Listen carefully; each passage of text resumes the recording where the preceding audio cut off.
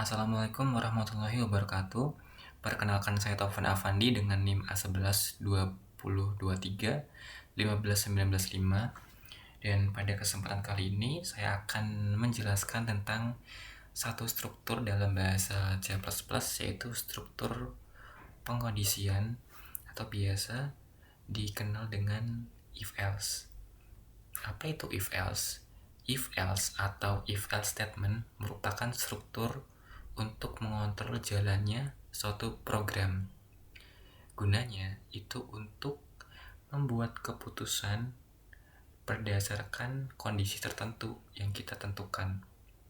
Nah, untuk bagian yang pertama, di sini ada pernyataan if. Pernyataan if digunakan untuk menentukan sebuah blok kode yang akan dieksekusi jika sebuah kondisi bernilai true. Jadi, simpelnya, kalau kondisi yang kita nanti tentukan itu dia benar atau bernilai true, maka blok kode tersebut akan dieksekusi. Bentuk umumnya seperti ini. Di sini ada if yang di dalamnya kita beri kondisi. Dan di sini blok kode yang akan dieksekusi jika kondisi bernilai true. Untuk contohnya, di sini misal kita punya dua variabel, yaitu variabel A dan variabel B dengan tipe integer. Untuk variabel A bernilai 10 dan variabel B bernilai 5. Kita buat suatu kondisi if A lebih besar dari B. Jika A lebih besar dari B, maka dia akan menampilkan output variabel A lebih besar dari variabel B. Dan untuk case kali ini, kondisinya terpenuhi atau bernilai true karena A itu 10, B itu 5 nilainya. Jadi benar A itu lebih besar dari B. Maka blok kode ini akan dieksekusi dan menghasilkan output sesuai dengan yang sudah ditentukan di sini. Oke. Untuk selanjutnya ada pernyataan else. Setelah if ada else. Nah, pernyataan else ini digunakan untuk menentukan blok kode yang akan dieksekusi kalau sebuah kondisi bernilai false. Jadi kurang lebih kebalikan dari if tadi. Kalau if tadi akan dieksekusi, blok kodenya akan dieksekusi jika bernilai true atau benar. Nah, kalau else ini adalah blok kode yang akan dieksekusi kalau bernilai false atau kondisinya tidak terpenuhi. Untuk bentuk umum seperti ini, di sini ada if sebagai kondisi pertama yang akan dieksekusi kalau kondisi yang kita letakkan di sini terpenuhi, dan ini adalah else atau kondisi di mana kalau kondisi yang pertama tadi tidak terpenuhi. Untuk contohnya seperti ini, kita punya variabel waktu bertipe integer dengan nilai 18. Nah, kondisinya kalau if waktu lebih dari 20, maka dia akan menampilkan output selamat malam. Namun, kalau if ini tidak terpenuhi atau bernilai false, maka else-nya dia akan menampilkan output selamat siang. Dan pada case kali ini yang akan tampil adalah selamat siang. Kenapa? Karena waktu ini nilainya 18, sedangkan kondisi yang kita inginkan itu kalau waktunya lebih dari 20, otomatis nilainya tidak memenuhi dong, karena dia kurang dari 20.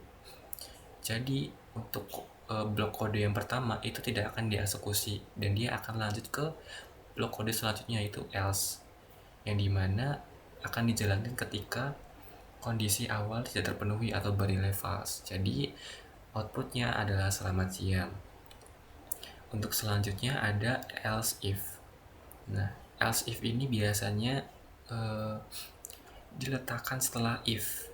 Bisa dibilang ini adalah kondisi selain kondisi pertama, atau bisa dibilang kondisi kedua atau ketiga, atau kondisi alternatif gitu. Nah, pernyataan else if ini digunakan untuk menentukan kondisi baru jika kondisi pertama bernilai false. Jadi dia di tengah-tengah antara if dan else. Nah, untuk gambaran umumnya seperti ini. If itu kondisi awal, else if itu kondisi dan else itu kondisi pertama dan kedua itu tidak terpenuhi. Nah, bedanya apa else if dengan else? Else if itu adalah kondisi ketika kondisi pertama itu tidak terpenuhi.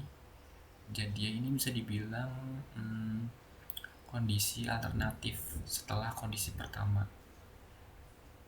Seperti itu. Dan ini akan dieksekusi kalau kondisi yang pertama itu bernilai false.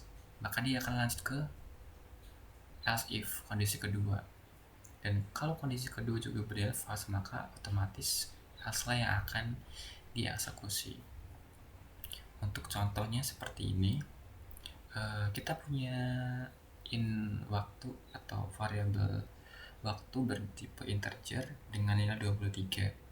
Di sini kita punya kondisi pertama, if waktu itu kurang dari 11, dia akan menampilkan selamat pagi.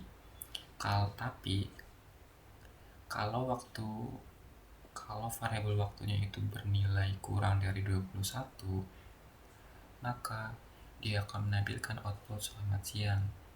Dan kalau kedua kondisi tidak terpenuhi atau bernilai false semua, maka otomatis dia akan menjalankan atau mengeksekusi blok else, yaitu menampilkan output selamat sore. Nah, pada case kali ini kondisinya itu kondisi 1 dan kondisi 2 itu tidak terpenuhi. Kenapa? Karena mereka ingin itu yang pertama waktunya itu kurang dari 11 dan yang kedua waktunya kurang dari 21, sedangkan nilai dari waktu ini 23, berarti tidak sesuai dengan kedua kondisi tersebut.